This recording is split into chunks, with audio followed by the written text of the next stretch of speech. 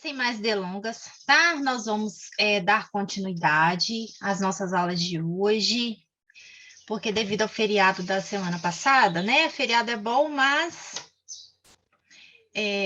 nós tivemos que dar 2 aulas hoje para seguirmos com o nosso cronograma, né? E ficarmos com nossa matéria em dia. Tudo bem? Professora, Oi, meu eu tenho amor. uma... Boa tarde. Boa Eu tenho tarde. uma dúvida, assim, em relação ao abdômen agudo obstrutivo. Aí vai ficar para a próxima semana? Sim, sim. Na próxima semana que nós vamos ter o abdômen agudo obstrutivo, ok? Tá bom. Que essa Obrigada. aula de apendicite aguda seria na semana passada, que foi a semana do feriado. Aí hoje seria abdômen agudo isquêmico, perfurativo e hemorrágico, e semana que vem será o abdômen agudo obstrutivo, Tá tá? bom. Aí por Obrigada. isso nós tivemos as 2 aulas hoje. Então, nós vamos falar um pouquinho, tá? Sobre a apendicite aguda, né? Que é a principal etiologia do abdômen agudo inflamatório no paciente adulto jovem, né? Nós aprendemos lá naquela nossa primeira aula de abordagem ao abdômen agudo, que quando a gente se trata de abdômen agudo inflamatório, né? No adulto jovem, a principal etiologia é a apendicite aguda, e nos extremos de idade, nós já temos outras etiologias, né? Como na criancinha, né? Pequenininha, geralmente abaixo de 4 anos, e nos extremos também no paciente acima de 60 anos, nós também já temos uma prevalência um pouco maior de colecistite aguda nesse paciente adulto em idade mais senil. Tudo bem? Então, vamos falar um pouquinho sobre apendicite aguda. Deixa eu só arrumar aqui. Isso, ok.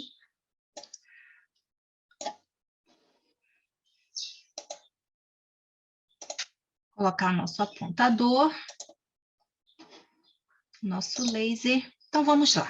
Então, os objetivos da nossa aprendizagem de hoje é reconhecer os sinais e sintomas da apendicite aguda, saber principalmente como nós vamos conduzir esse paciente com suspeita de apendicite, quais exames complementares, né, podem ser necessários para esse diagnóstico e, principalmente, né, como que em situações especiais eu também posso conduzir esse paciente que terá dor abdominal e a hipótese principal é apendicite aguda. No latim, apêndice significa o que está pendurado, anexado. E do étimo grego, nós temos o sufixo it, tá? Então, a apendicite nada mais é que a inflamação desse órgão, a inflamação do apêndice. O apêndice, ele é um órgão imunológico, né? Que ativamente secreta imunoglobulinas, tá? E quando nós temos a inflamação deste órgão, ele se torna uma emergência cirúrgica, que, como nós já falamos nas aulas anteriores, é uma patologia cirúrgica muito comum no paciente adulto jovem, por ser a principal etiologia dessa dor abdominal. O apêndice, ele está localizado, né, na topografia cecal, tá, no nosso intestino grosso, na confluência das 3 tênias, tá? Quando nós chegamos aqui no ceco, nós temos 3 tênias, ó, temos 1, 2, 3.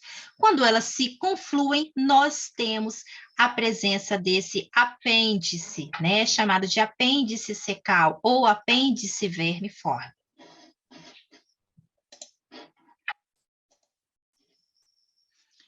O apêndice, ele pode ter várias localizações dentro da nossa cavidade abdominal. Ele é o órgão que mais tem localizações dentro da cavidade abdominal. Então, ele pode ter diversas apresentações, dependendo da localização em que esse órgão ele irá se encontrar dentro da nossa cavidade. Lembrando que a localização mais usual é a localização retrocecal.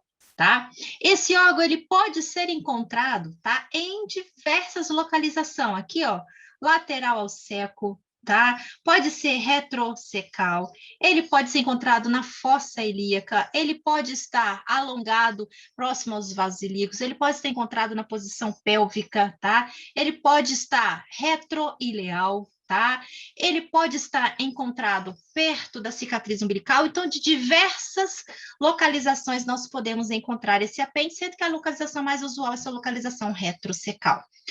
Uma curiosidade, na verdade não é nenhuma curiosidade, uma peculiaridade importante desse apêndice é na mulher que está em fase gestacional.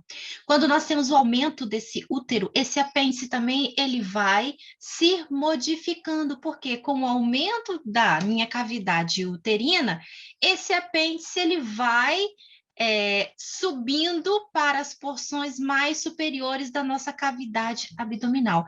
Então, na grávida, é uma situação especial. Cuidado com gestante com dor abdominal, porque pode ser uma localização não muito usual desse apêndice devido à idade gestacional. Quanto maior a idade gestacional, mais superiormente estarão os órgãos intraabdominais. Então, nós podemos ter uma gestante com dor no hipocôndrio direito, tá? É porque o apêndice está numa localização não usual, tá? Fisiologicamente, não, é porque esse órgão ele foi deslocado, ele foi empurrado para o andar superior do abdômen devido ao aumento dessa cavidade uterina. Quando nós vamos ver a fisiologia desse apêndice, né, nós precisamos, na verdade, ver a parte mucosa. A gente possui células caliciformes, que são produtores de muco, e na submucosa nós vamos encontrar os folículos linfóides.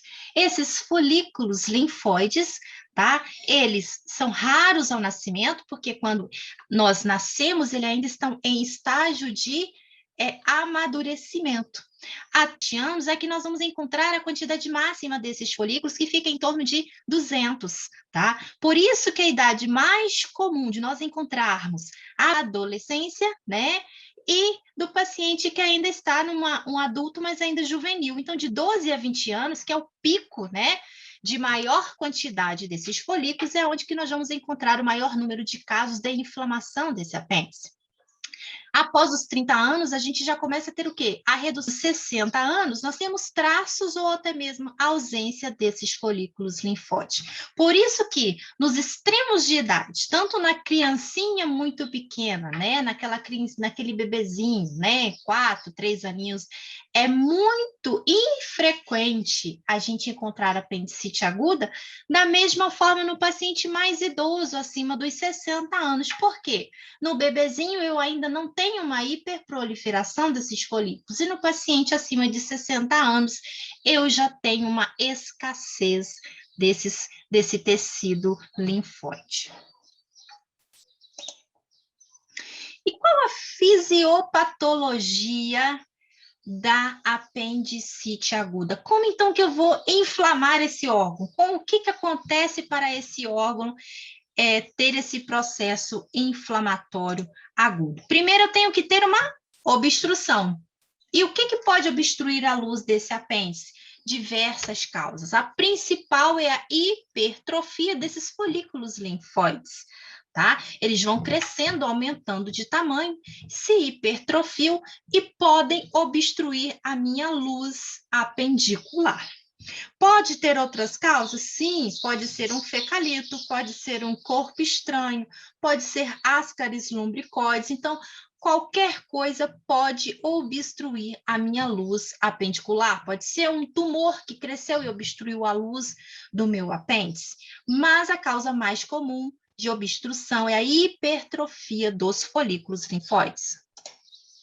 Então, essa hiperplasia folicular é a nossa principal causa, né, de crescimento de folículos, e nós vamos ter, né, essa obstrução, mas também pode ser estase fecal, ou fecalitos, pode ser corpo estranho, ou pode ser estenose por neoplasias, como nós já falamos. Aqui nós temos, então, um apêndice de características células de defesa, os folículos linfóides e a produção de muco no interior desse apêndice. E aqui nós temos um processo inflamatório, onde nós tivemos a interrupção, quer dizer, a obstrução da luz apendicular, iniciando, assim, um processo inflamatório agudo. Mas após essa obstrução dessa luz, desse lúmen apendicular, diversos processos começam a acontecer, porque ele é um órgão de fundo cego. Se nós temos, então, a obstrução da luz desse órgão, nós começamos a ter um aumento da pressão da parede desse órgão, né? Então, esse órgão começa a distender, eu vou ter uma distensão luminal e o aumento da pressão da parede desse órgão. Com o aumento da pressão da parede, eu começo a ter comprometimento vascular. Primeiramente, eu tenho comprometimento das vênulas e arteríolas, e depois eu tenho comprometimento primeiramente das vênulas e capilares e posteriormente das artérias, das arteríolas, tá? Quando eu tenho comprometimento do meu sistema arterial, eu começo a ter comprometimento da mucosa. Essa mucosa começa a ficar isquêmica, e a isquemia dessa mucosa vai levar à necrose desse apêndice. Então, assim, resumidamente, nós temos histopatologicamente 3 fases. Uma fase que eu tenho de vascularização, levando à isquemia da mucosa e necrose. Mas temos detalhes que nós precisamos entender como que irá acontecer toda essa fisiopatologia. Então, a primeira coisa que tem que acontecer, obstrução. Tem que obstruir a luz do meu apêndice. Essa obstrução ela é mecânica, tá? Pode ser o fecalito, hiperplasia linfóide, ascaris, neoplasia, como nós já citamos no slide anterior. Isso vai fazer uma síndrome de alça cega, tá? Nós temos um órgão que tem uma luz fechada. E quando eu tenho essa alça cega e a obstrução dessa luz, eu começo a ter uma hipertensão intraluminal. Essa hipertensão intraluminal, esse aumento desse órgão, vai fazer com que eu tenha também aumento da pressão da parede do órgão. Isso vai comprometer as minhas vênulas e capilares. Então, eu vou ter oclusão dessas vênulas e capilares, levando a um edema da parede desse órgão. Eu vou ter uma congestão vascular. Contudo, eu ainda tenho a permanência do fluxo arteriolar, quer dizer, as minhas artérias ainda não estão comprometidas. Então, o meu sistema vascular arterial, ele ainda está funcionante nessa fase inicial. E junto com essa fase inicial, quando eu tenho aumento da luz desse órgão, aumento dessa pressão, isso causa uma dor difusa. Qualquer órgão dentro da nossa cavidade abdominal que distende, isso provoca um desconforto abdominal. Então, isso é aquele sintoma inicial, tá? Que a gente explicou na primeira aula, é aquela dor mal localizada, dor periumbilical, geralmente uma dor em cólicas, e que o paciente não sabe ainda localizar exatamente o sítio de inflamação máxima, tá? É uma dor mais o quê? Mais visceral. Então, nessa primeira fase, chamada de fase catarral, nós vamos ter congestão vascular, distensão da luz desse órgão, levando a oclusão de vênulas e capilares, e o meu paciente geralmente vai ter uma dor o quê? Difusa, uma dor em cólica. Esse processo também pode vir associado de náuseas e vômitos. Assim, eu defino a minha primeira fase, fase catarral, ou fase inicial da minha inflamação. Com a progressão desse processo, eu vou começar agora a ter comprometimento dessa serosa, aquele aumento da pressão, aquilo aumenta a pressão da parede do órgão. E a minha serosa agora, ela começa a ficar comprometida. Junto com esse comprometimento, agora eu tenho também a interrupção do fluxo arteriolar. E isso compromete a vitalidade da minha mucosa. A minha mucosa, ela começa a perder a sua função de barreira, tá? E com essa mucosa comprometida, com sinais agora de isquemia e comprometimento da serosa desse órgão, eu começo, então, a localizar a minha dor, porque agora, ao palpar o meu abdômen, eu tenho uma prevalência de fibras somáticas, então agora eu sei localizar a dor. Então, eu começo a definir uma nova fase, uma fase supurativa. E nessa fase, com essa mucosa que está com comprometimento, né, da sua função de barreira, eu começo a ter o quê? Uma invasão bacteriana. Isso faz com que eu tenha febre. Então, eu começo a definir, então, a minha fase supurativa. Tudo bem? Acho que alguém fez alguma pergunta aqui. Sim, Pedro. Nessa fase é que eu tenho a dor, a descompressão, não na fase catarral, tá? A dor, a descompressão é na fase supurativa, que eu tenho comprometimento agora da serosa do órgão. Na catarral, eu só tenho edema e distensão do órgão. A serosa ainda não está comprometida. Tá?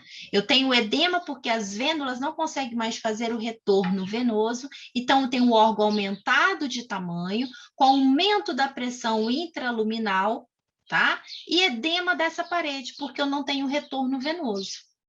Com o progredir desse processo inflamatório, eu começo agora, então, a ter comprometimento dessa serosa, porque agora eu tenho comprometimento, né, da minha vascularização arteriolar. O fluxo arteriolar agora começa a ficar comprometido.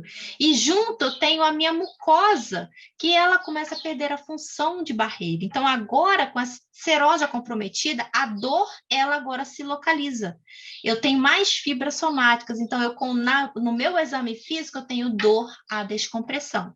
Na fase inicial, não, eu tenho uma dor mal definida. A gente não consegue, no exame físico, definir a localização desse processo inflamatório. Tudo bem, Pedro?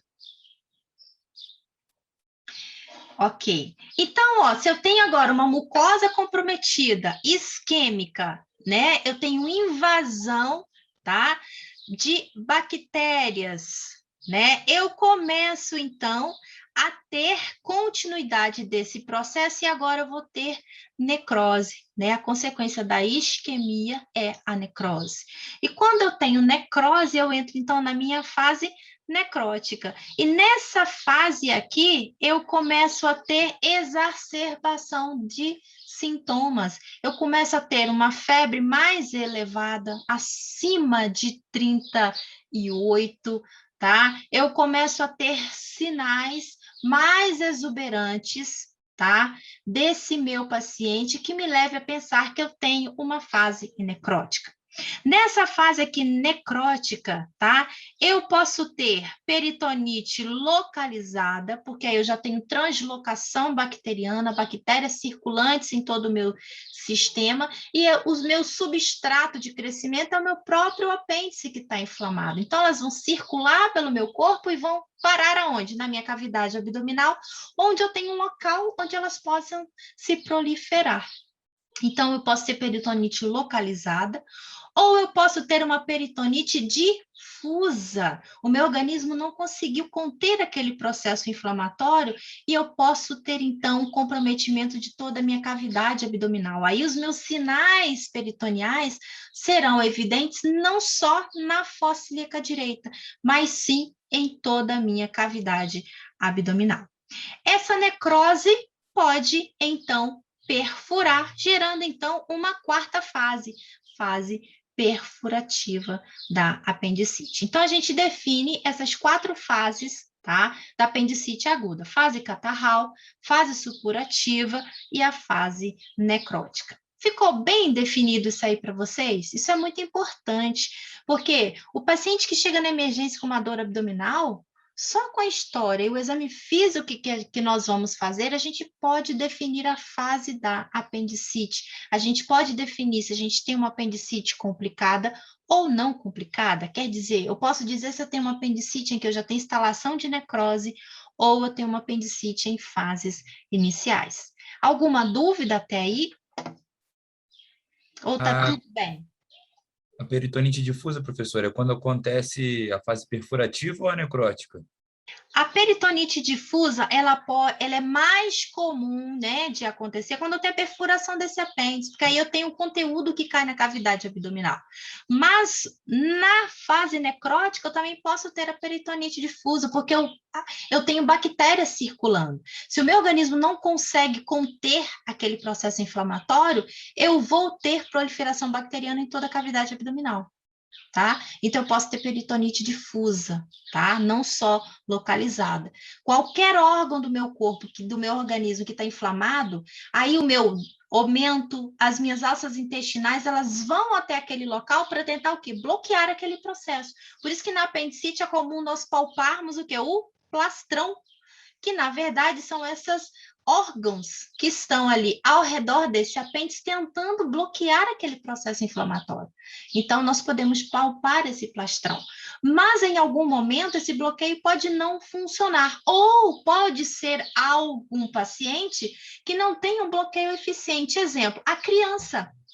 Na criança é muito incomum a gente encontrar apendicite já com peritonite difusa. Por quê?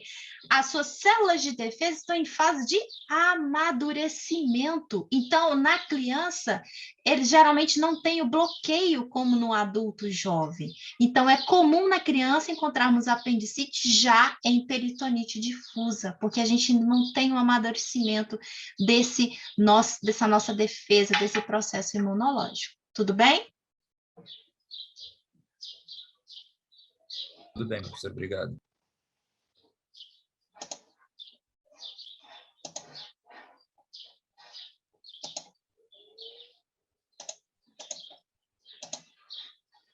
Peraí, meu, não está querendo passar aqui. Não sei o que aconteceu aqui.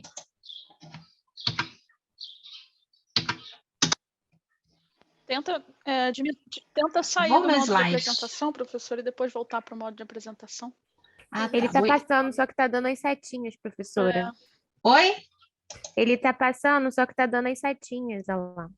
Não tá Pois é, travado, mas não. pois é, mas era para passar o slide. Eu vou fechar, eu vou seguir deixa eu terminar a apresentação aqui. Vou tentar voltar, ok? Vamos lá, então. Então, foi. Obrigada. Boa sugestão. Então, ó, as fases da apendicite, nós vamos encontrar na fase 1, que é então mesmo? Na fase catarral, a gente vai ter um aumento, né, da luz desse apêndice, eu tive uma obstrução, eu tenho muco ali dentro que é produzido dessa luz, não tem para onde sair. Eu aumento a pressão intraluminal e eu começo a aumentar a pressão da parede desse órgão. E eu começo a comprometer vênulas e capilares. Então, eu tenho congestão. Tá? Nessa fase de distensão congestão, meu paciente vai apresentar, então, o quê? Uma dor mal localizada, tipo cólica, também podendo apresentar náuseas e vômitos. Se esse processo continuar, agora começa a comprometer a serosa do órgão, né? Essa serosa agora ela fica comprometida. E aquela vascularização capilar também. Então, a minha mucosa começa a sofrer, ela começa a estar com sinais de isquemia, ela começa a perder a função de barreira, começa a ter bactérias para dentro da luz desse órgão, produzindo ali pus dentro da luz do órgão, e eu começo também a ter o quê? Translocação bacteriana. E aí eu defino, então, agora, como eu tenho comprometimento da serosa, ó, para vocês verem a serosa como é que fica do nosso apêndice, eu agora tenho o quê? Localização da dor. Eu sei aonde que dói. Eu sei o meu sítio de inflamação máxima. Então, eu consigo ter dor a descompressão dolorosa. Com o passar do meu processo, aquela mucosa isquêmica, agora ela começa a ter necrose. necrose. Quando eu tenho necrose, eu começo a ter febre. Então, meu paciente começa a ter febre. E essa febre agora é uma febre alta, não é aquela febre baixa que começou aqui com esse comprometimento da serosa da fase 2. Agora não tem necrose, a minha temperatura ela é muito maior. Tá? A minha leucocitose, quando eu tenho necrose, ela é muito maior, tá? E a consequência de toda a necrose vai gerar o quê? Uma perfuração do meu apêndice, levando à fase 4. Então, resumidamente, nós temos, então, as 4 fases da apendicite aguda: catarral, supurativa, necrótica e perfurativa.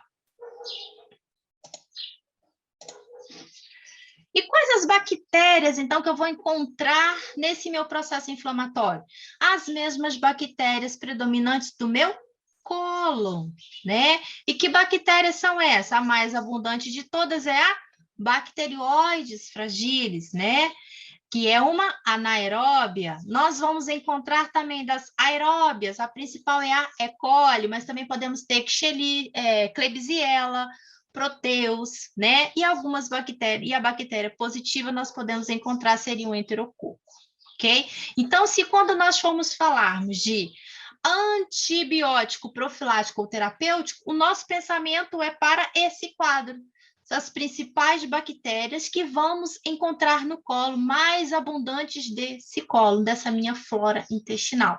Então, tem que pensar numa medicação que vá fazer cobertura para esses principais patógenos. E como então que eu vou fazer o diagnóstico desse meu paciente que chega com dor abdominal com suspeita de apendicite aguda? Aqui nossa primeira fase diz que é preciso o quê? Desenvolver habilidades clínicas para fechar esse diagnóstico. Como que eu desenvolvo habilidades clínicas? Praticando. Então, sempre colhendo uma boa história clínica, sempre fazendo um bom exame físico em todos os pacientes. Tá? Porque quando você encontrar um paciente com abdômen, né, que tem realmente uma dor característica, você vai falar, opa, esse abdômen agora está diferente. Não é igual aos outros que eu examinei. Então, com a prática, com uma boa anamnese e exame físico, nós vamos ficando cada vez mais habilidosos em fazer o diagnóstico de apendicite aguda. Lembrando que nessa fase catarral, então, nós vamos ter no nosso exame físico uma dor visceral, uma dor tipo cólica, uma dor mal localizada, ok? Essa distensão do órgão vai levar ao quê? A uma anorexia, náuseas e vômitos também ocasionais podem estar associados nessa fase inicial. Com a evolução do processo, agora tem o comprometimento da serosa. Essa serose, então, faz com que eu localize a minha dor. Então, agora eu tenho dor somática, dor no quadrante inferior do abdômen. E eu inicio o quê? Febre baixa. Tá? Eu começo a ter comprometimento da minha mucosa, ela vai perdendo a função de barreira, eu começo a ter translocação bacteriana e eu vou começar a ter febre baixa, indicando, então, que eu tenho uma apendicite supurativa. Decorrendo, então, o meu processo, eu começo aquela mucosa isquêmica, então ela vai necrosar. Então, eu tenho uma apendicite agora gangrenosa, que pode perfurar, levando à última fase, perfurativa.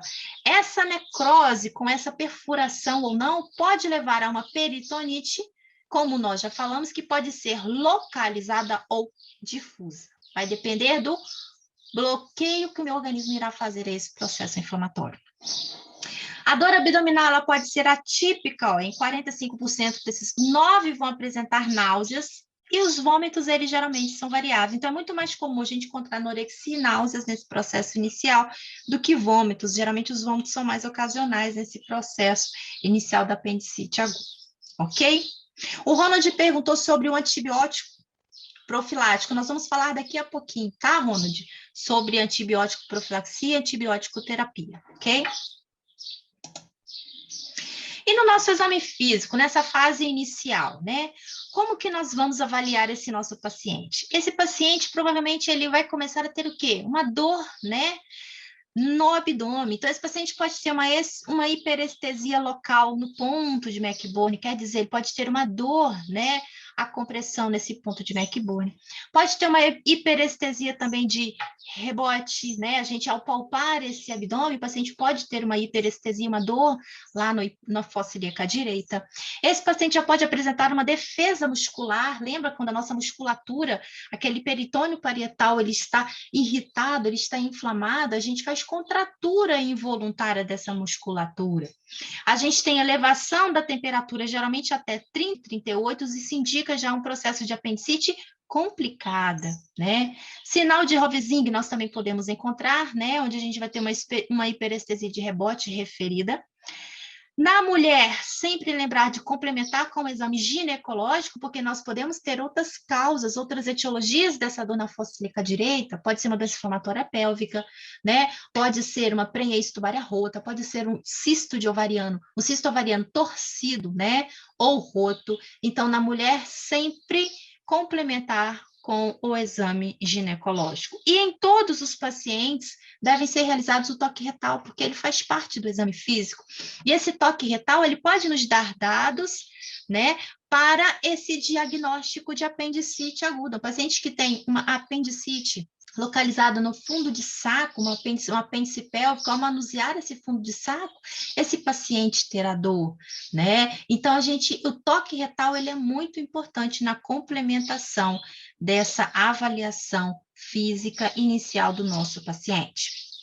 Na fase avançada da apendicite, né, a gente já vai ter um aumento dessa defesa muscular com a progressão desse processo inflamatório. É aquele paciente que já está mais quieto, o paciente não quer nem deambular, porque só ao pisar no chão esse paciente sente dor, porque aquele peritônio está muito irritado. Então, toda aquela musculatura próxima ali ao apêndice, ela também vai estar comprometida com esse processo inflamatório. Então, nós vamos ter massa palpável na fossa ilíaca direita, flexão do quadril direito, vai ocasionar muita dor nesse meu paciente, né? E a gente vai ter uma elevação da temperatura e do pulso desse paciente. Então, a gente vai ter temperaturas mais elevadas e também a gente vai ter um paciente que já pode estar apresentando um quadro de taquicardia.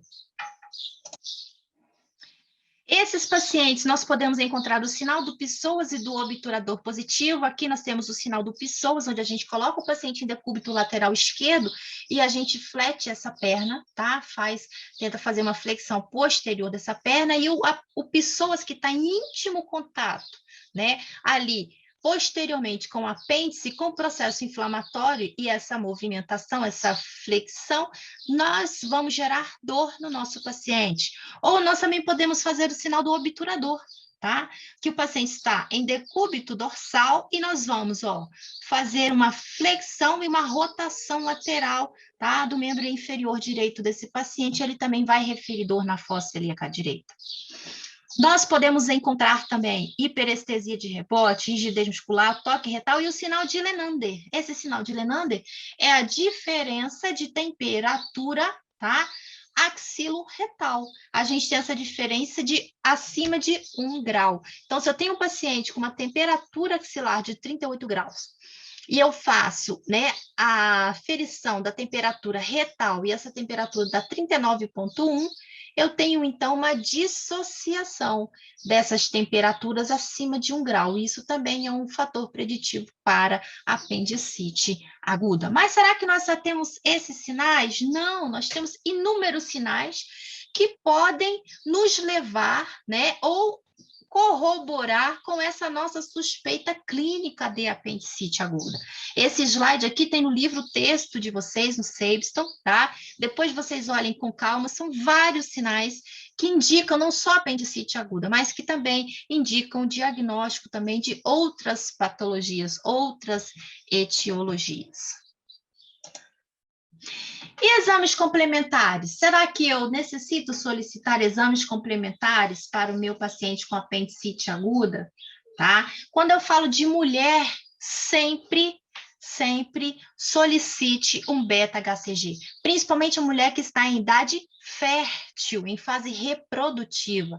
Essa paciente pode estar grávida, né? Pode estar com uma gestação atópica. A paciente grávida, ela sente náusea, ela sente enjoo, desconforto abdominal, dor pélvica, né? Então, nós precisamos sempre, sim, paciente com dor abdominal, mulher, em idade jovem, em fase reprodutiva, solicitar beta-HCG, tá?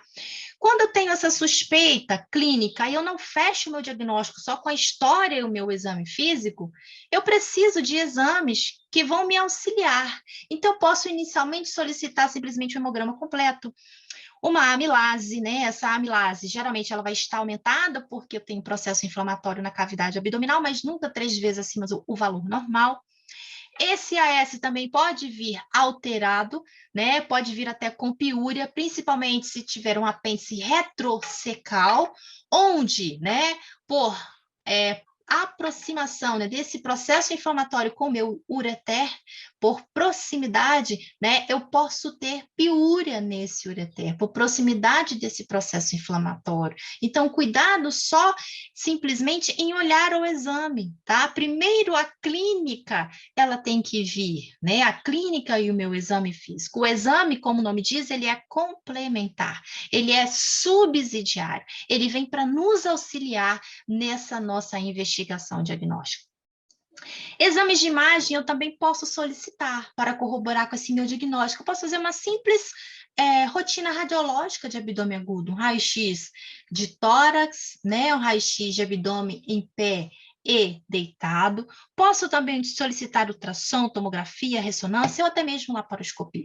Mas eu tenho que saber a indicação e quando solicitar esses exames. Esses exames não podem ser uma rotina para o meu diagnóstico. Ele tem que ser complementar, ele tem que vir após a minha história clínica bem realizada e um exame físico também bem feito. Aí sim, se eu ainda tenho dúvida nesse diagnóstico, se os sinais e sintomas mais, né, os exames não são ainda satisfatórios para fechar o meu diagnóstico de apendicite aguda, aí sim eu vou solicitar um exame de imagem para complementar essa minha investigação clínica e conduzir o meu paciente ao tratamento adequado.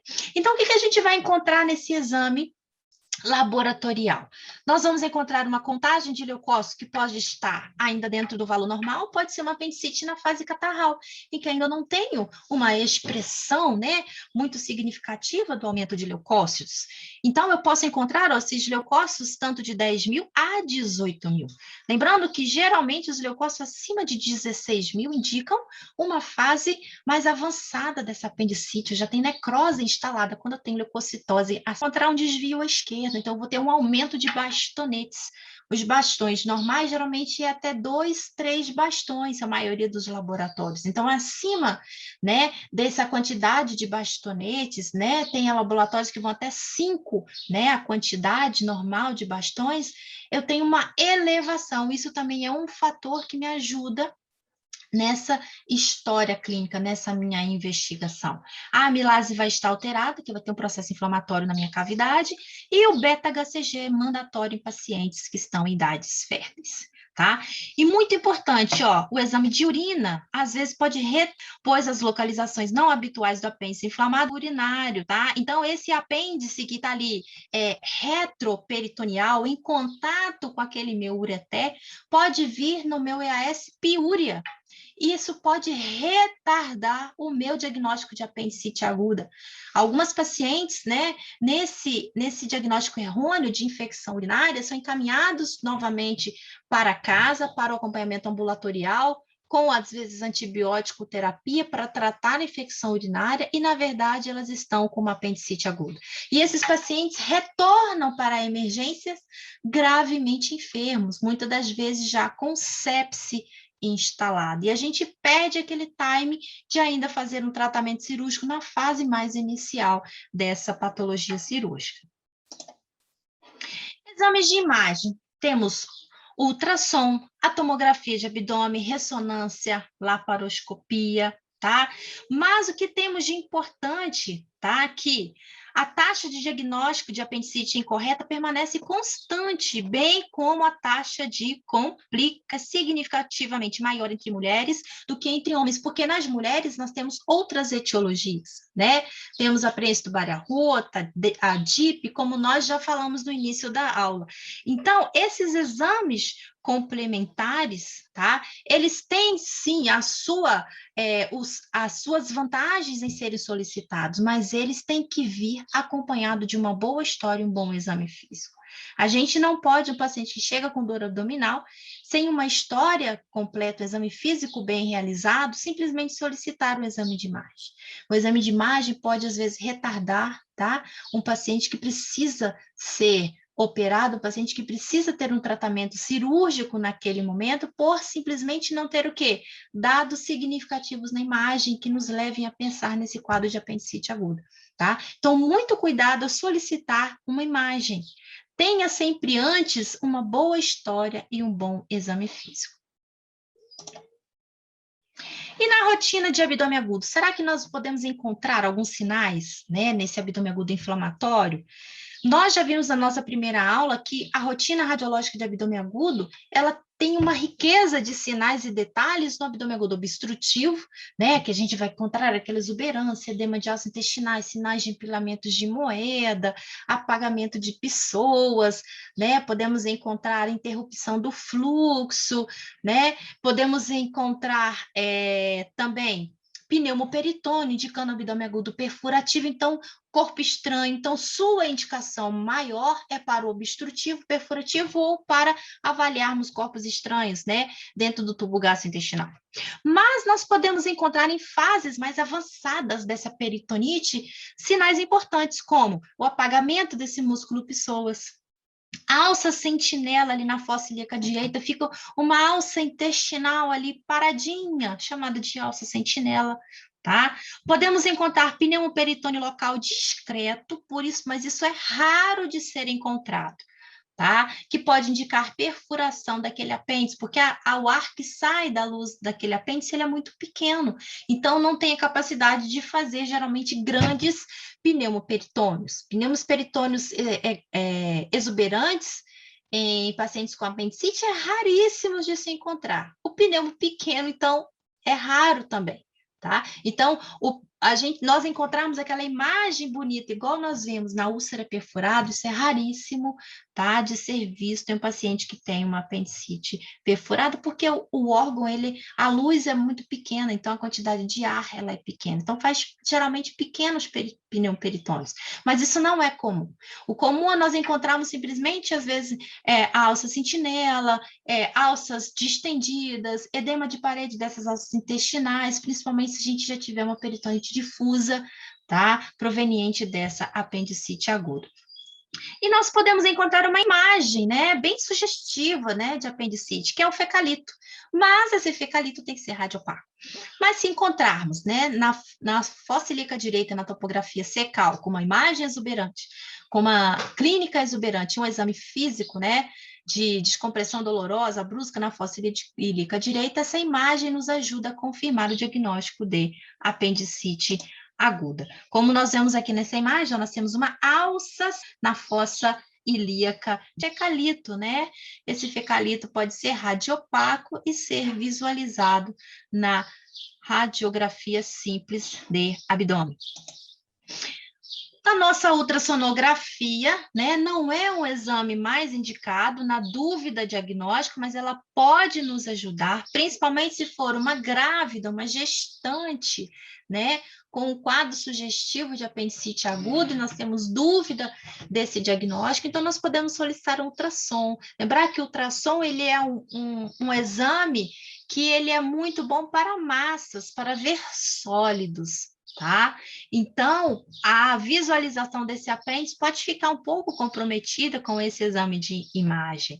Então, nós vamos ver quando temos um apêndice inflamado, vai ter um diâmetro aumentado desse apêndice, geralmente acima de 6 milímetros, tá? E se for visualizado a famosa imagem em alvo, que é uma delimitação da parede espessada, né, desse órgão, e isso, junto com uma história clínica exuberante, pode confirmar uma apendicite aguda. Ou também nós podemos visualizar coleções líquidas, né, dentro da nossa cavidade abdominal, geralmente ali próximo a esse processo inflamatório, na região cecal ou até mesmo na região pélvica. Esse órgão, tá? Aqui, esse diâmetro acima de 6 milímetros, isso indica uma distensão grande desse órgão, que pode ser um processo inflamatório. E aqui ao lado, ó, vocês estão vendo aqui, ó, redondinho, isso a gente visualiza o espessamento da parede do apêndice, tá? Que corrobora com o nosso diagnóstico de apendicite aguda.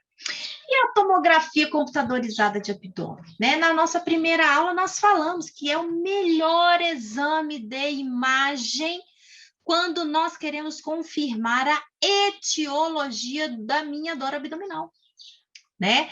E nós podemos ter uma riqueza de detalhes nessa tomografia, podemos encontrar essa mesma distensão, esse diâmetro aumentado acima de 6 milímetros da luz do meu apêndice, espessamento dessa parede, densificação da gordura periapendicular, realçando a parede do órgão, mostrando que tem um processo inflamatório, tá? E pode mostrar com precisão também se tem coleções ou abscessos associados a esse processo inflamatório. Aqui nós temos, ó, a gordura, tá vendo? Ó, aqui, ó, achando que eu tenho um processo inflamatório aqui dessa minha região cecal, né? Mostrando que eu tenho aqui um processo inflamatório agudo nessa minha tomografia de abdômen. Só tem essa imagem aqui de tomografia. E quando nós estamos falando, né, desses sinais e sintomas, nós podemos utilizar a escala de Alvarado. Essa escala de Alvarado, ela foi introduzida há algum tempo atrás, lá em 86, para ajudar no diagnóstico de apendicite em pacientes gestantes. Mas essa classificação, ela foi modificada e hoje em dia ela é utilizada em todo paciente com suspeita de apendicite aguda. E o que nós podemos ver nessa escala de Alvarado? Nós podemos ter uma pontuação com os sintomas, sinais e com os achados laboratoriais. Dos sintomas, nós vamos ter dor migratória para a fossa ilíaca direita, 1 ponto, náuseas e vômitos, 1 ponto, e anorexia, 1 ponto. Se o paciente tiver defesa na fossa ilíaca direita, quer dizer, ele tem dor na fossa ilíaca direita, 2 pontos. Se o paciente tiver descompressão dolorosa na fossa ilíaca direita, quer dizer, o paciente tem Bloomberg positivo. Lembra o que é o Bloomberg positivo? É a descompressão súbita dolorosa no ponto de McBurn. Como é que eu vejo esse ponto de McBurn? Traço uma linha entre a minha cicatriz umbilical e a minha crista ilíaca anterior-superior, divido em 3 partes. A junção do terço externo com o terço médio é o ponto de McBurn, é o ponto da localização mais usual do meu apêndice. Então, eu comprimo esse ponto e faço uma descompressão súbita. Esse meu paciente vai apresentar dor. Isso é descompressão dolorosa da fossa ilíaca direita, positiva, 1 ponto na escala de Alvarado. Se o paciente tiver febre acima de 37,2, eu tenho mais 1 ponto. E dos achados laboratoriais, tem leucocitose? 2 pontos. Tem desvio para a esquerda? Mais 1 ponto.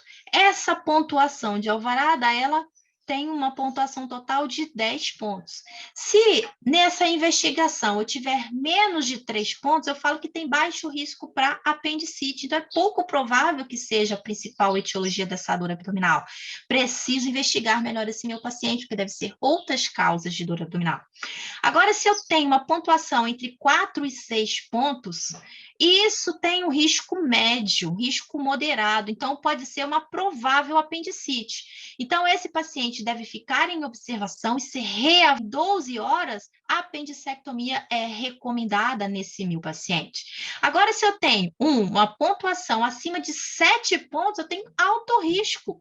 Então, bem provável que seja uma apendicite aguda e está indicado o tratamento cirúrgico. Olha que interessante, né? Então, se eu tenho um paciente que só com a minha história, meu exame físico, em uma simples rotina laboratorial, eu faço 7 pontos na escala de Alvarada, eu posso simplesmente indicar o tratamento cirúrgico sem nenhuma imagem, tá? Você vê que aqui na escala não tem imagem nessa pontuação. Então, praticamente a sua história, o seu exame físico, tá? E vão ficar 3 pontinhos aí para o laboratório. Olha que interessante. E a gente já pode indicar o tratamento cirúrgico para esse paciente. Então, essa escala foi criada para gestantes, mas hoje em dia ela é utilizada para todos os pacientes, tá? É uma escala bem preditiva, tá? Nessa investigação de apendicite aguda. E diagnósticos diferenciais? Quais diagnósticos diferenciais para essa dor abdominal, né? Para essa apendicite aguda, né? É basicamente quase todas aquelas etiologias que nós já falamos na nossa primeira aula de abordagem inicial ao paciente com dor abdominal, né? Qualquer processo inflamatório dessa cavidade peritoneal pode ser diagnóstico diferencial dessa apendicite aguda. Lógico que as principais etiologias são as que estão mais próximas desse processo inflamatório, né? Na mulher, a doença inflamatória pélvica, a ruptura do torcido, a gravidez ectópica rota, então são as principais etiologias, tá? Diferenciais desse meu diagnóstico. Aqui nós temos a síndrome de Mitchell-Simms, né? A paciente, que é um termo alemão utilizado para dor do meio, a dor do meio do ciclo, onde aquele folículo ovariano, ele se rompe. Esse rompimento produz uma dor intensa que pode simular um quadro de apendicite aguda, essa rotura desse folículo. E junto com esses distúrbios ginecológicos, nós temos a adenite mesentérica, né? Qualquer processo inflamatório dessa minha cavidade abdominal pode aumentar os linfonodos, né? Ali da minha topografia secal, também simulando um quadro de apendicite aguda. E também nós temos as gastroenterites agudas, né? Que também podem ser diagnósticos diferenciais dessa minha apendicite aguda. E para terminar essa parte inicial, né, de exame físico, exame clínico, nós temos as formas distintas de apendicite aguda, né? O bebezinho, a criancinha, né, principalmente as crianças que ainda não estão que são em idades pré-escolares, né, menos de 5 anos, onde nós não temos uma produção ainda exuberante daqueles folículos linfóides, que é a principal etiologia, a principal causa de obstrução da minha luz apendicular. O paciente idoso, onde acima dos 60 anos eu tenho uma escassez ou simplesmente eu não encontro mais estes folículos, e a nossa paciente gestante, né? Então, são 3 situações especiais em que nós podemos ter apendicite. Eles vão ter sintomas muito exacerbados e confusos. A criança nessa idade, ela ainda não consegue verbalizar, ela ainda não consegue dizer ainda com precisão a localização de qualquer processo. A criança, ela tem dor na garganta, ela tem dor abdominal, ela tem dor no peito, ela tem dor abdominal, tá? Então, é confuso os sintomas. Então, pode ter uma dificuldade aí nesse diagnóstico. As mulheres jovens, né, pode ter uma quantidade de laparotomias brancas entre 30% a 40%, quando a gente não investiga direito a parte ginecológica, tá? Então, cuidado com as mulheres em idades férteis. E as gestantes, né, a gente pode ter uma indução a esse parto prematuro no 3º trimestre, quando a gente tem um quadro associado de apendicite aguda. E lembrar que na gestante, quando esse útero vai aumentando, né, de tamanho, principalmente, né, acima do 2º trimestre, a gente pode ter outras localizações dessa dor abdominal na apendicite aguda. E os idosos, a gente tem uma mortalidade alta pela escassez de dados, né? É aquele paciente que às vezes não tem um abdômen com uma dor abdominal exuberante, né? O paciente, às vezes, não tem muito detalhes para contar, então, às vezes, essa clínica, ela fica mais deficiente, a gente tem uma pobreza de sinais e sintomas e, às vezes, a gente retarda, a gente demora a confirmação desse diagnóstico de apendicite aguda e aumenta a mortalidade nessa faixa etária de pacientes. Por fim, fechamos o diagnóstico, né, de apendicite aguda e precisamos tratar esse nosso paciente. O tratamento é eminentemente cirúrgico, né? Esse tratamento cirúrgico pode ser por via aberta, onde nós temos usualmente a incisão de Davis, tá? Chamada também de Davis-Hockley, ou a incisão de McBurney, ou outras incisões, pode ser um Jalaguier, pode ser incisão mediana, infraumbilical, mas o nosso tratamento de escolha é a via laparoscópica, tá? É a via de escolha hoje para o tratamento das apendicites, porque a gente manipula menos a cavidade abdominal, então a gente faz menos ilhos paralíticos no pós-operatório. Então, hoje a nossa via de escolha é o tratamento por videolaparoscopia. E, como o Ronald perguntou, antibiótico terapia, fácil ou não antibiótico terapia no nosso paciente com apendicite aguda? O que vocês acham? Fácil ou não? Oi? Acho que faz antibiótico Eu profilático. acho que faz, mas eu fiquei confuso na etapa que você pode fazer, entendeu? Você pode fazer Muito, profilaxia nas primeiras fases, não? É porque a fase, exatamente. porque você falou dessas 3, 4 fases, né? Então, assim, se tiver na catarral, não justifica você fazer, você pegar e definir, né? Brilhante, brilhante, isso mesmo, vai depender da fase que eu encontrar o meu apêndice. Se eu encontro o paciente com uma fase catarral, tá? Eu não preciso fazer antibiótico terapêutico. Eu posso até fazer antibiótico profilático, porque eu vou entrar em contato com a luz daquele órgão, de repente é um paciente imunossuprimido, é um paciente em uso de corticosteroides ou qualquer outro fator que me leve à imunossupressão, e eu vou entrar em contato com a luz do órgão. Então, eu posso fazer simplesmente profilático. E se eu vou fazer profilático, vou fazer quando? Somente na indução anestésica. Aí, lembrando daquelas principais patógenos, né? E. coli, né? Klebsiella, Proteus, o enterococo, eu posso fazer, bacterióides fragilis, eu posso fazer simplesmente uma cefoxitina, uma cefalosporina de segunda geração, porque ela tem uma cobertura boa para gram negativo e uma cobertura pequena para a minha bactéria mais exuberante, que é o bacterióides. Mas o bacterióides, ele é anaeróbio. Então, na fase inicial, ele não prolifera, porque eu não tenho necrose. Então, nessa fase inicial, eu simplesmente posso utilizar uma cefoxitina como uma profilaxia.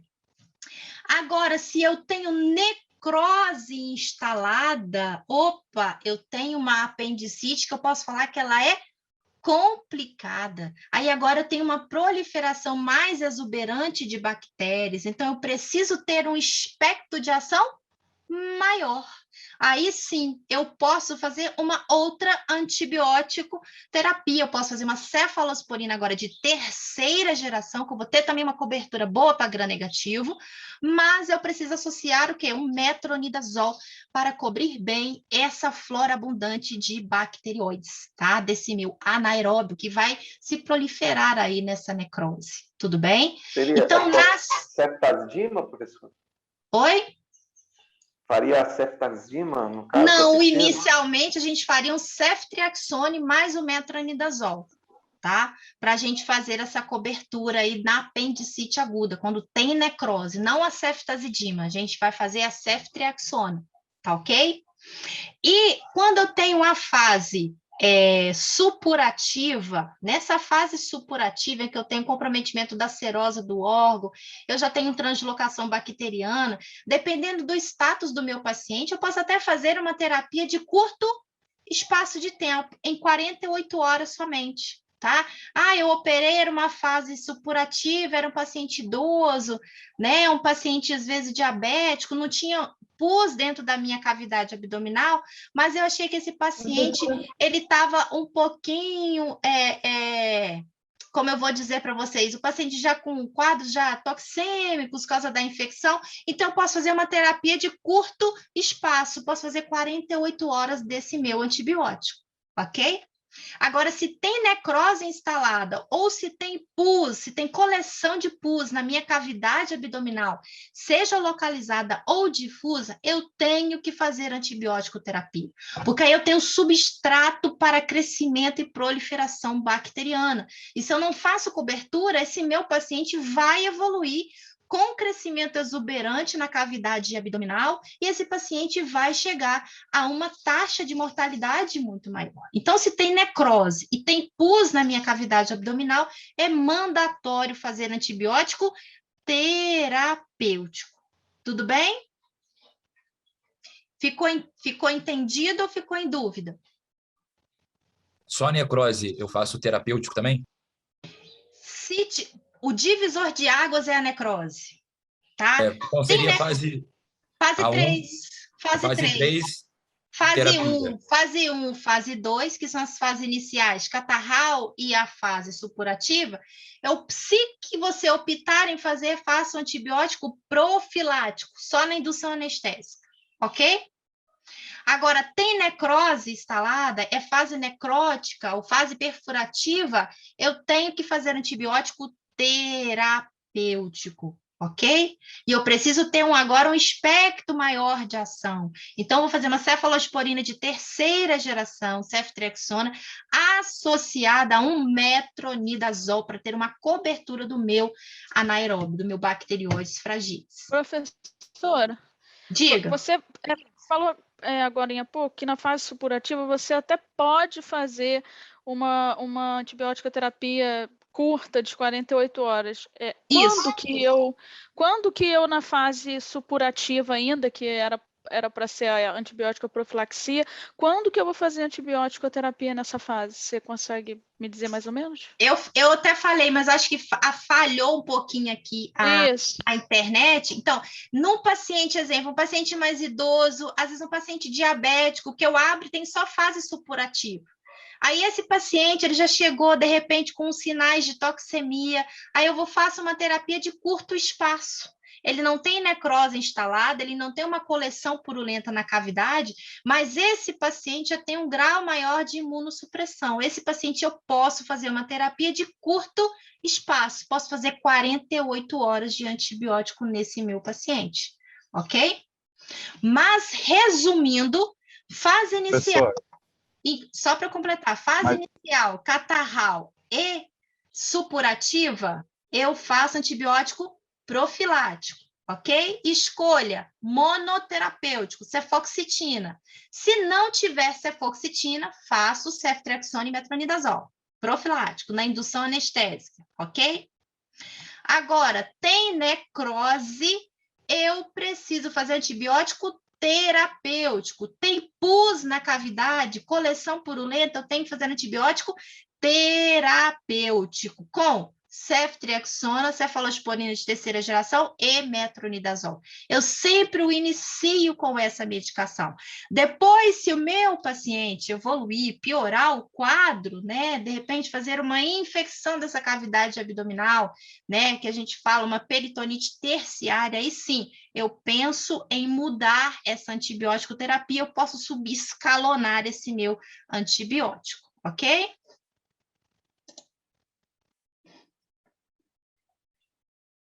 Professor. Oi. Então, no caso que você pode fazer essa antibioterapia por curto período, você usaria qual? Você usaria o eu posso utilizar até a cefoxitina, tá? Se eu tiver disponibilidade dela, eu posso fazer a cefoxitina em 48 horas. O que eu faço? Eu aumento um pouquinho o tempo desse meu profilático. Eu chamo de terapia de curto período, de curto espaço de tempo, tá?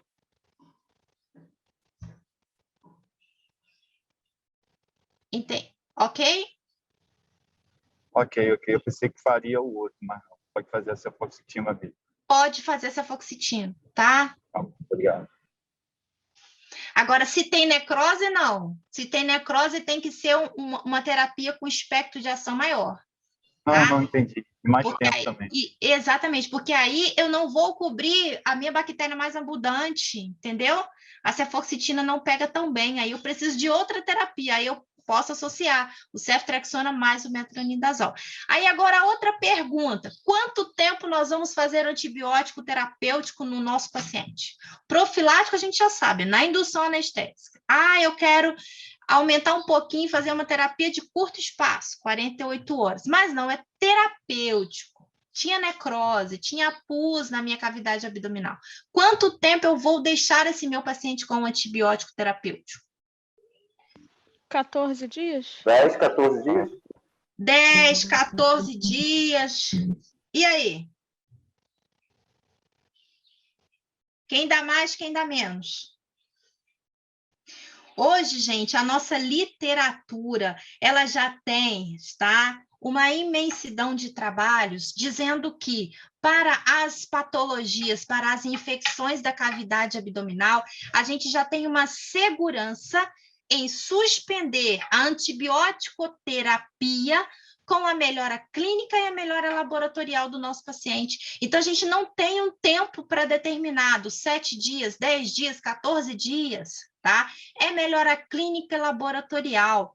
Quer dizer, o meu paciente já tem 48 horas, 72 horas, sem febre, tá? Sem sinais de toxemia, meu paciente não tem instabilidade hemodinâmica. Isso é melhora clínica.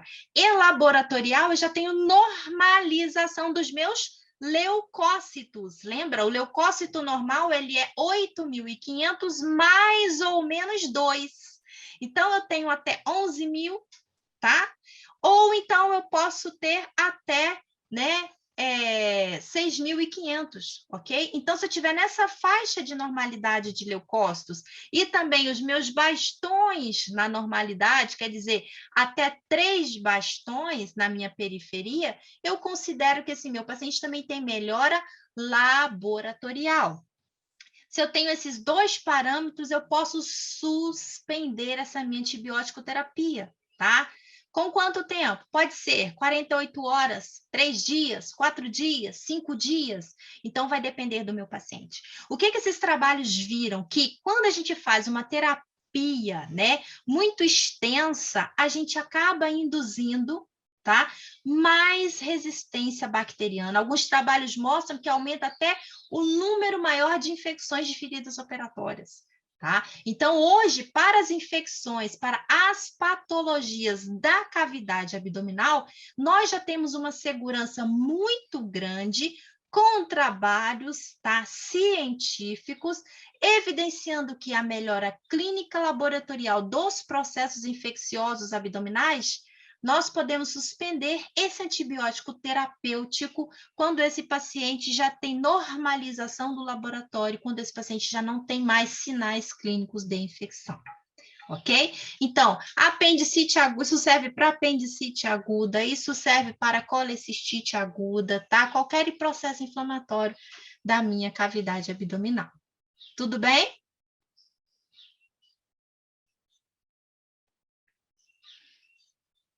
Oi, ficamos entendidos? Sim, professora. Tudo bem, professor. Ok, então vamos seguir. Isso, gente, é diferente da pneumonia. Pneumonia a gente ainda tem um número, né? Geralmente passa antibiótico 7 dias, reavalia o meu paciente, tem melhora clínica, aí eu suspendo antibiótico, se não tiver melhora clínica, eu estendo ou aumento o espectro de ação. Tá? É igual osteomielite, eu não tenho trabalho de osteomielite para diminuir o tempo de antibiótico. E é uma patologia que pode gerar o quê? Até uma deficiência do paciente, pode levar a amputação de um membro, tá? Então, não tem trabalhos que me digam, né, com uma certa firmeza que eu posso fazer um tempo menor de antibiótico terapêutico nesse paciente. Mas nas patologias abdominais, eu já tenho sim, tá? Altas confirmações científicas, ok? Que eu posso suspender esse antibiótico melhora clínica laboratorial do meu paciente. Então, vamos lá, aqui só para a gente relembrar, se nós fizermos a incisão aberta, pode ser, tá? Tanto uma incisão de Davis, ou pode ser uma incisão de Jalaguier, ou pode ser uma incisão de McBurney, essa pontilhadinha aqui embaixo, tá? Ou podemos também fazer uma incisão mediana infraumbilical. Essa incisão aqui de Jalaguier é uma paramediana, ok? Então, geralmente, são essas principais incisões que nós podemos fazer pela via aberta. Na via aberta... Oi, pode falar. Essas incisões, a gente com a localização? Essas incisões é o quê? Porque a senhora falou que tem uma variação anatômica, onde a gente pode encontrar. Então, seria essas incisões de acordo com essas variações anatômicas? Não, não, não. Você pode, vou voltar até a foto aqui, ó. Esses tipos de incisões vão nos levar ao apêndice mais usual, tá?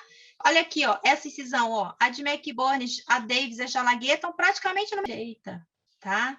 Então, não é pensando nas diversas localizações do apêndice. Quando eu penso no apêndice pouco usual, aí eu prefiro fazer uma incisão mediana, para realmente, se for um apêndice na fossa ilíaca esquerda, eu consigo acessar esse apêndice. Se for um apêndice pélvico, eu consigo ter um acesso melhor a esse apêndice, tá bom? Então, quando eu penso no apêndice atípico, eu prefiro fazer uma incisão mediana. E McBurney são para a localização mais usual do meu apêndice, tá? Que é o apêndice, fica mais ali na topografia cecal, mesmo que ele tenha uma variação, mas ele se encontra nessa topografia. Ele pode estar retroilial, ele pode estar retrocecal, né? Ele pode estar subseroso, ele pode estar acesso ao meu apêndice.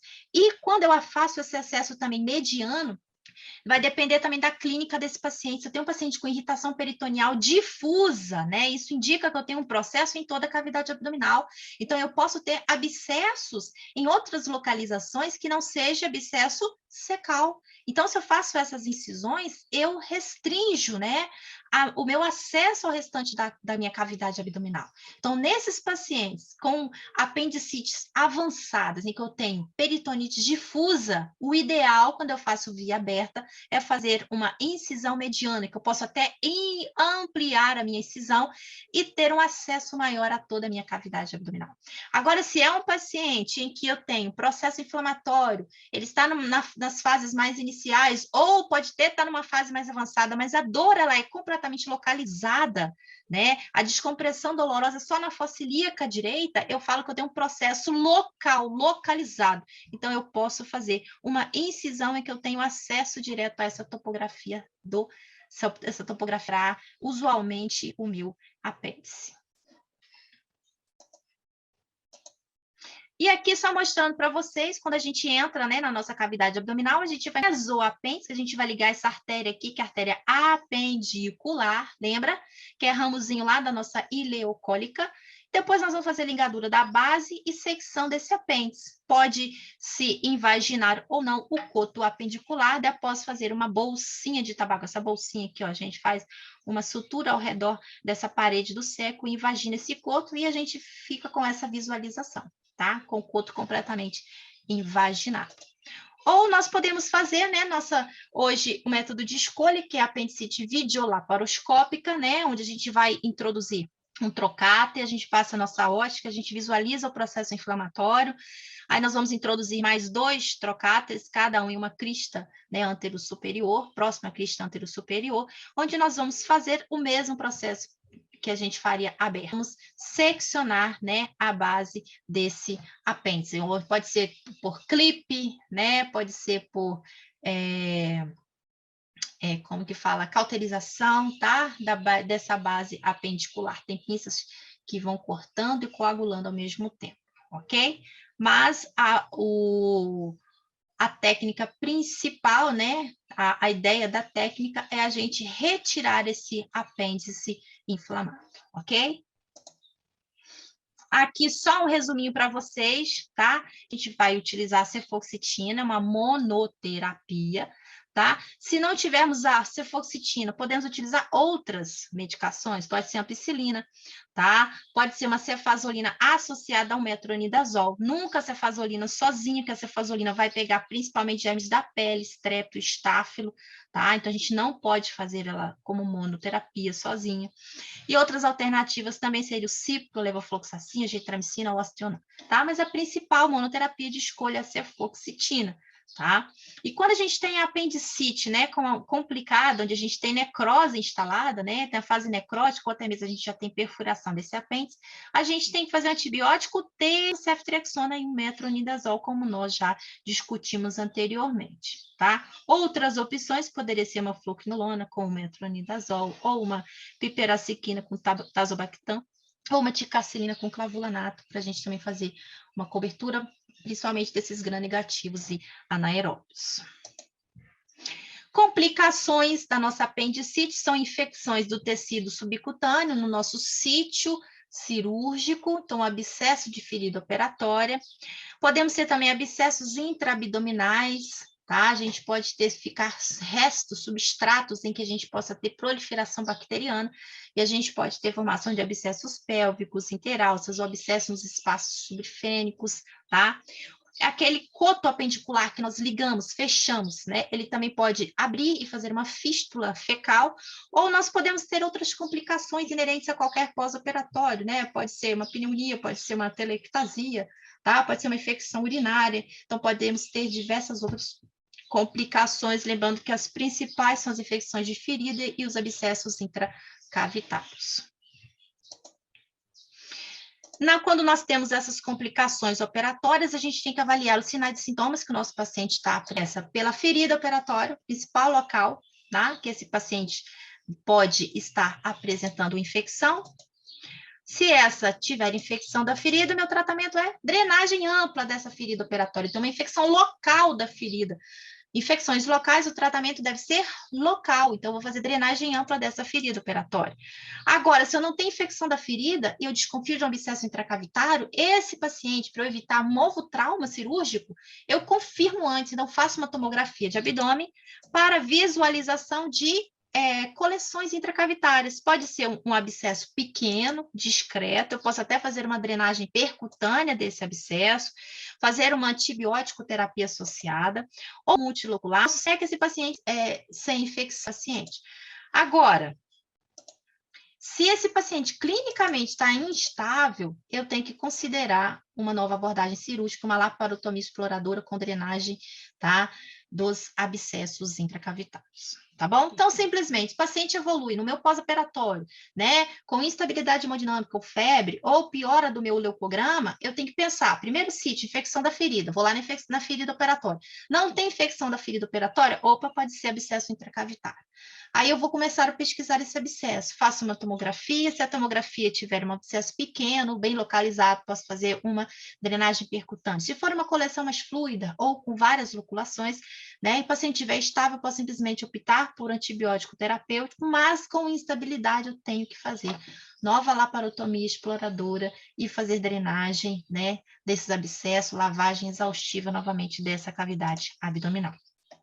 Terminando a nossa aula, só para a gente finalizar, nós não podemos esquecer que no nosso apêndice, nós também, além desse processo inflamatório, nós podemos deparar, né, às vezes com presença de tumores, tá? E esses tumores podem ser tumores carcinoides, né? Porque o apêndice é a localização mais comum desse tipo tumoral, né? Cerca de metade desses tumores é descoberto durante a apendicectomia, tá? Então, é muito importante a gente ter esse conhecimento, que durante o nosso processo, né, de tratamento cirúrgico de uma apendicite aguda, a gente pode se deparar com uma parte endurecida da ponta do apêndice, que é a localização mais comum desse tumor carcinoide. E esses tumores podem dar metástase hepática e síndrome carcinoide, geralmente também são raras, tá? Mas a gente pode ter uma forma agressiva e a gente encontrar tumor fora do local daquele apêndice. Na grande maioria das vezes,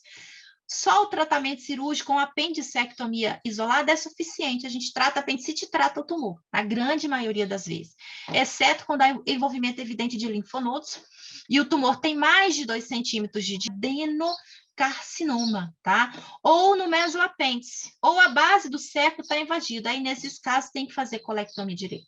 Então, se eu tiver um tumor carcinoide só na ponta do apêndice, só apendicectomia é suficiente. Agora, se eu tiver linfonodo envolvido, ou se eu tiver envolvimento do tumor na base, ou ele for maior que 2 centímetros, geralmente a gente necessita fazer uma hemicolectomia direita para fazer o tratamento dessa neoplasia maligna. Mas nós temos outras, pode ser um adenocarcinoma.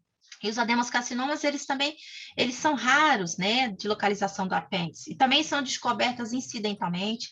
Esse paciente pode apresentar mucinose, é o mais comum, e ele tem o melhor prognóstico, tá? E a hemicolectomia direita, ela é recomendada quando se trata de um tumor com mais de 1 centímetro, ok?